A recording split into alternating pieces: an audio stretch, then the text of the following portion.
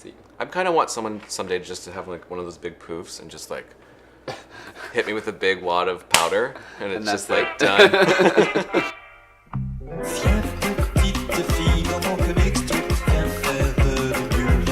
Welcome back to another episode of Made Up. I'm your host, Danny Volk, and we're here in the home and studio of A. Preston-MYINT. A is an artist living and working here in Chicago, and sort of trying to figure out the makeup situation. Yeah, there's just like so many options. Oh, this is like a squirty thing. Yeah, and then you can use this little wedge. Do you have experience with makeup? Not really. I mean, like some. Uh-huh. Putting it Not on yourself really. or other people? Like maybe that much of both. Yeah. Okay. Recently or like as a child? Recently. Okay. Because I know that as a child I used to put it on before showers. Mm-mm. Just in the privacy of the bathroom. No. So Danny, are you ready to get made up? Let's do it. Okay. So tell me what you did last night. You were DJing. So I've been like an organizer and DJ for Chances. Chances is just this thing, right? A bunch of people were just like, we need this. Like, we need a place to dance. We need a place to sort of like be together. We need a place to be weird. We need a place to have fun. Latham Zierfoss founded Chances with Bruce Wiest. A bunch of people kind of just like right after were like, I'm doing this too, myself included. We were just looking for something that was like not in Boys Town. Boys Town is like this very like cisgendered space, you know, it's a gay space, but it's like a very cisgendered space. And part of Chance's mission has always been to, you know, be a safer space for all gender expressions, you know. Mm-hmm. And it just came out from that need, and, you know, it started in, like, the back bar of this, like, taco spot called The Big Horse.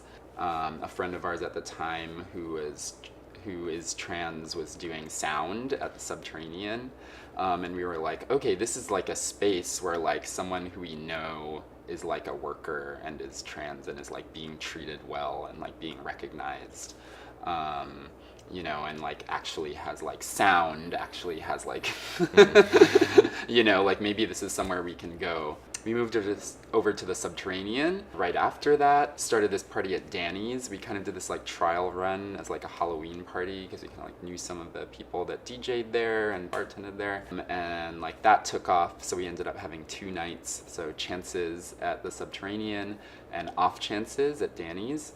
And we started making money. The grant that Chances is now known for, which is pulled from the funds we get from our monthly parties. It's like a micro grant for queer artists in Chicago called Critical Fierceness. What are you working on? I like sit and think and write a lot right now. Mm-hmm. I felt that there was this gulf between this practice that I was like attempting to craft, you know, in art school. There was like a gulf between that and like the things I was actually doing to feel like a person. Mm-hmm. My studio work, like right after grad school, like it wasn't sort of like, it was very, very much in its infancy in grad school, but like right after sort of became about not trying to like, you know, put social issues on like a pedestal necessarily, or like it wasn't very like overtly political, because I was like I'm already living a political life, you know what I mean? It's like I don't need to like make art that is like super like narrative political like art.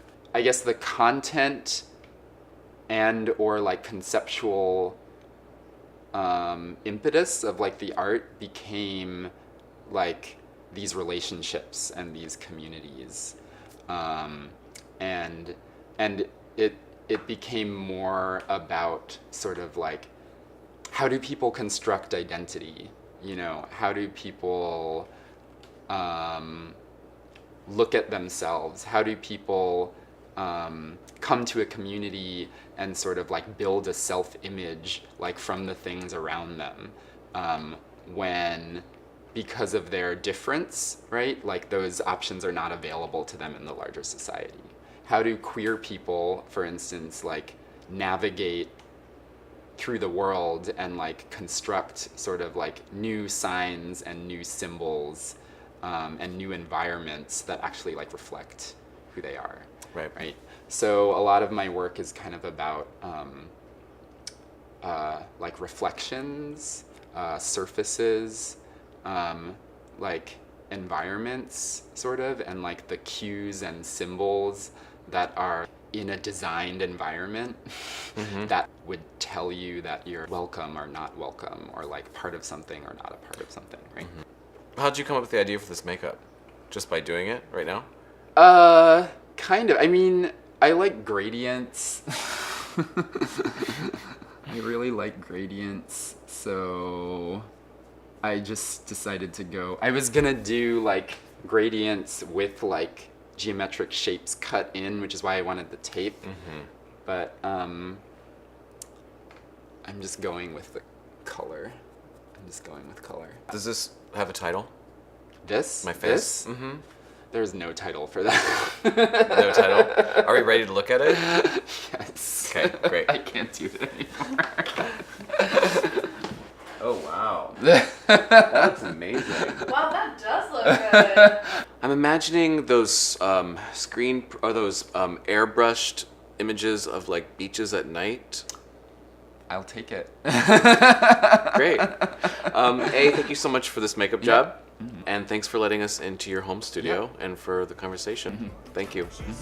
This has been Made Up. We'll see you next time. And now we